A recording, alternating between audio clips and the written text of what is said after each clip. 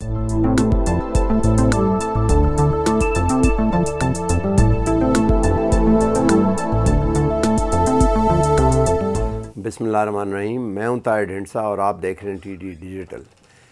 Start में मैं ये रिक्वेस्ट करूंगा कि चैनल को लाइक और सब्सक्राइब कर लें ताकि आपके पास वीडियोस जो हैं वो वक्त पे पहुंचती रहें। आज स्टोरीज़ तो और बहुत सी थी जिसके बारे में मैं एक दो स्टोरीज़ ख़ास तौर पे अफ़गानिस्तान और इंटरनेशनल सिनेरियो में जो हो रहा है मैं उस पर बात करना चाहता था, लेकिन कल इकॉनमी को लेकर बजट को लेके जो गुफ्तगू हुई है उसमें इस कदर झूठ बोला गया है कि मैं रह नहीं सकता कि मैं इसके ऊपर बात ना करूं। इंसान हैरान रह जाता है कि कोई बड़े बड़े पीएचडी डॉक्टर्स जो झूठ बोल रहे हैं और ऐसा लगता है कि जैसा वो कह रहे हों कि जिन्होंने ख़ुद झूठ बोलना था उन्होंने हमें मुलाजिम रखा है झूठ बोलने के लिए।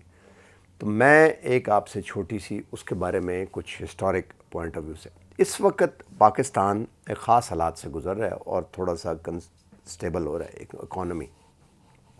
जिस वक्त मैं ही किसी हुकूमत की ना नुमाइंदगी कर रहा हूँ ना मैं किसी को प्रोटेक्ट कर रहा हूँ, मौजूदा हुकूमत में पहले कहता हूँ कि इनसे बहुत से ब्लेंडर हुए, बहुत अच्छी तरह ये मैनेज नहीं कर सके, बहुत से वज़ीर इन्हें निकालने पड़े, अपने 5 सेक्रेटरी एफबीआर के चेयरमैन, बीच में अपने ही वज़ीरों ने करप्शन भी की, तो इसलिए इनकी वकालत की नहीं जा सकती। लेकिन हालात जिस जगह पे हैं उसके बारे में कुछ समझने के लिए ज़रूरी है कि ये जो इस वक्त दरिया आ रहा है ये आया कहाँ से और हिस्टोरिकली क्या होता है, इस हिस्टोरिक पर्सपेक्टिव को समझने की ज़रूरत है। सन 2009 में पाकिस्तान और इंडिया को अगर हम आपस में कंपेयर करें तो इंडिया हमसे 6 गुना बड़ा मुल्क है, आबादी उनकी हमसे 6 गुना बड़ी है और आज भी उनकी आबादी हमसे 6 गुना बड़ी है।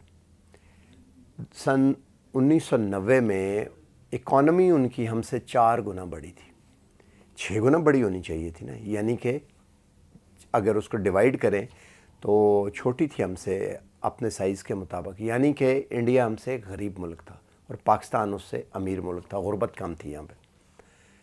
अब आज अगर देखें तो इंडिया की आबादी 6 गुना बड़ी है और इकॉनमी का साइज़ उनका हमसे 10 गुना बड़ा है। गुज़िश्ता 90 से लेकर आज तक 30 सालों में उन्होंने 260% ग्रोथ की है एवरेज अगर इकट्ठी कीजिए, और पाकिस्तान की सिर्फ 63, 64, 65% हुई है, यानी कि ये डिफरेंस हुआ है। पिछले 30 सालों में पाकिस्तान गरीब हुआ है और इंडिया उस दौरान वेल्थ इकट्ठी करता रहा और अमीर हुआ है। अब ये गुज़िश्ता 30 सालों में 99 से लेकर 7 तक अगर हम देखें तो ये 8 साल जनरल मुशर्रफ की गवर्नमेंट रही है। जनरल मुशर्रफ के आते ही एक आध साल के बाद 9/11 हुआ जब, तो हमारा सारा डेट जो है उसे 30 साल के लिए मौखर कर दिया गया, रीप्रोफाइल कर दिया गया, जिससे 30 अरब डॉलर का हमें रिलीफ मिला और वो एक तरह से 30 साल के लिए आए। तो इकॉनमी 6% से ज़्यादा ग्रोथ, दौलत की रेल फैल, तो वो एक बहुत ही खुशहाल दौर था जिसने पिछली कमी भी पूरी की। उसको आप निकाल दें बीच में से, उसको हम ये नहीं कहते कि वो उसको डाल के निकाल दें। तो गुज़िश्ता 90 से लेके 18 तक पाकिस्तान पीपल्स पार्टी और मुस्लिम लीग नून इन 2 पार्टियों की हुकूमत रही है। सर्कुलर डेट जो एक इंतहाई अजीब मसला है, इस वक्त 3 ट्रिलियन से के करीब जाके पहुंचने वाला है, पे होवर करता फिर रहा है। वो इसलिए है कि बिजली बनती महंगी है, बिकती सस्ती है और दरमियान में सब्सिडी दी जाती है और वो पैसे पूल होकर वो डेट है, सर्कुलर डेट है, यानी कि वो नर्ख जिस पे बिजली हमने उनसे तय किया था, टैरिफ अप फ्रंट और सारा, वो ठीक नहीं था। कहीं किकबैक्स होंगे या नहीं होंगे और इसके ऊपर बड़े मसाइल भी हुए। पहला जो पावर एग्रीमेंट था 1994 का, वो पीपल्स पार्टी ने किया। अमेरिकन वज़ीर भी हैं लेज़र ओहेली जो एनर्जी मिनिस्टर थी, और उस वक्त IPPs आए जिसमें बड़े बड़े नाम थे, हबको और ये सारे, कोहिनूर एनर्जी और गुल एनर्जी एंड अदर। अब ये थर्मल पे गए बजाय हाइड्रल और रिन्यूएबल डैम पे जाने के। डैम बन 30 साल में तो जितने मर्जी डैम बन सकते थे, थर्मल पे गए और वही 6.5 सेंट पर किलोवाट आवर वाला जो याद है हमें, और बेड़ा गर्क हुआ उससे। अब ये जो नए टैरिफ हैं जो IPPs के कोयले पे चलने वाले हैं, ये नून लीग ने किए CPEC में, फिर वही बेड़ा गर्क है। وہ اتنی مہنگی بجلی ہے اور کیپیسٹی سے اتنی زیادہ ضرورت سے لگا دی ہے کہ ہم اسے پورا استعمال ہی نہیں کر سکتے اور بند پاور کی کیپیسٹی چارجز دینے پڑتے ہیں. اس کے علاوہ اگر آپ پیچھے پالیسیز دیکھیں تو لاسٹ گورنمنٹ کے دوران جو میاں نواز شریف کی تھی اور Ishaq Dar was the finance minister, 20 سے 22 ارب ڈالر انہوں نے ڈالر کو سٹیبل رکھنے کے لیے کیے. اور اکانومی ظاہر ڈالر چھوٹا رہا, وہ ڈالر جو اس ڈالر کو نیچے رکھنے کے لیے وہ قرضہ تھا, وہ ڈاؤن دا ڈرین جاتا رہا. 22 ارب ڈالر خرچ کے اور شو ایسے ہوتا رہا کہ ڈالر کیونکہ سستا تھا روپے کے مقابلے میں تو اکانومی بڑی لگتی تھی. یوں ہی اس کو سلائیڈ کرنے دی ہے یہ نیکسٹ گورنمنٹ نے آ کے, ایسے لگے جیسے اکانومی شرنک نہیں کی, 275 ارب ڈالر پہ آ گئی. تو وہ بھی بڑا نقصان اس کو ہوا. انویسٹمنٹ جو ہے وہ 20-22% ہونی چاہیے تھی 5% گروتھ پہ, وہ بھی نہیں ہوئی. اس کا مطلب ہے کہ آرٹیفیشل تھا اور ساری گروتھ لون لیڈ تھی. اب جب یہ گورنمنٹ آئی یعنی کہ اس برے حال پہ بینکرپسی کے ڈیفالٹ کے دہانے پہ تھا پاکستان, اور دوستوں سے پیسے مانگ کے سعودی عرب, یو اے ای, چائنا سے, تو ڈیفالٹ کو ایورٹ کیا گیا بڑی مشکل سے.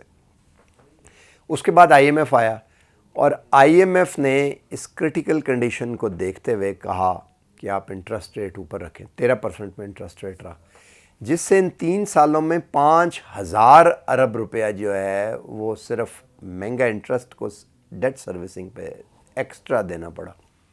اور اکانومی میں اب یہ سارا پیسہ کہاں سے آیا؟ لوگوں کی جیبوں میں سے. خون نچڑا بیچ میں, غربت ہوگی. جب لوگوں کے پاس سے نکل گئیں تو مہنگائی ہو گئی, فوڈ, پھر تیل کی قیمتوں میں بھی انفلیشن ہوئی کہ تھوڑی سی ایکسٹرنل فیکٹرز بھی تھے.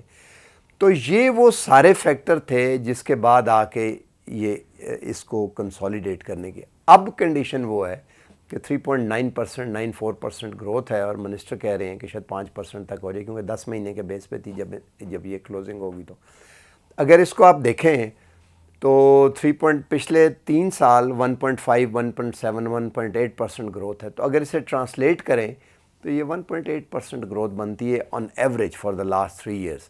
آبادی گرو کر رہی ہے 2.2% سے, تو 0.5% نیگیٹو گروتھ ہے یہ. جو لوگوں کی جیب میں آلریڈی پیسے ہیں اس میں سے بھی نکلے ہیں تھوڑے سے, تو غربت آئی ہے, مہنگائی آئی ہے. یہ وہ ریزن ہے جس کی وجہ سے عوام پرٹربڈ ہے. اب اس لیے پرٹربڈ ہیں کہ اگر یہ گروتھ کہ نہ ہوتی, اگر یہ جو اب ہوگی ہے 3.9% ہوئی ہے, تو اور غربت ہونی تھی. تو وہ جو آپ مرتا ہوا پیشنٹ تھا اصل میں اس کو ریسکیو کیا گیا, لیکن ریسکیو ہونے کی سپیڈ ایسی ہے کہ وہ بھی نیچے مزید تکلیف بڑھتی جا رہی ہے.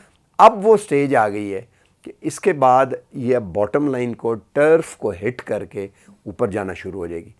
اب اگر یہ چلتا رہا تو امکان ہے کہ اگلے 5 سال میں, 2 سال میں اور 5-6% تک گروتھ. اگر یہ چلی جائے تو اگلے الیکشن میں ان کی نیکسٹ کسی اور کے آنے کے چانسز, اگلے الیکشن میں بھی شاید یہ دوبارہ 5 سال تک الیکشن پازیٹیو پوزیشنز. اور یہ ہے وہ بڑی مصیبت جس کے لیے اب جھوٹ بولنا پڑ رہا ہے. اصل میں یہ گورنمنٹ نے یہ کیا ہے جو عمران خان کا کرکٹ کا تھا وہی کیا, حالانکہ ان کو پتہ نہیں تھا, لوگوں نے دھوکے دیے بیچ میں, اپنے وزیروں نے لوٹ مار کی کچھ نے, اور ان کے نام آئیں گے بعد میں, خاص طور پہ انرجی میں اور باقی. لیکن انہوں نے اپ فرنٹ لیا کہ شروع میں مشکلات لے لو عام طور تاکہ بعد میں دیکھی جائے گی. اب وہ شروع کی مشکلات اب آگے بہتر حالات دینا شروع ہو گئی ہیں. اب یہ ہے کہ ٹیکس کو بجائے ورٹیکل لوگوں پہ اور ٹیکس لائیں, ہاریزونٹل بڑھ, اور جو تاجر برادری جو نون لیگ کا ایکچول ان کے ساتھ ہوتی ہیں ان پہ بھی ٹیکس لگانے کی تیاری ہو رہی ہے. سیلز ٹیکس کا مشین سسٹم کے تحت FBR کو بھی ٹھیک کیا جا رہا ہے. تو پاکستان از آن اے وننگ ٹریک. نو, یہ وہ جھوٹ ہے جس کے بارے میں بات کرنی ضروری تھی.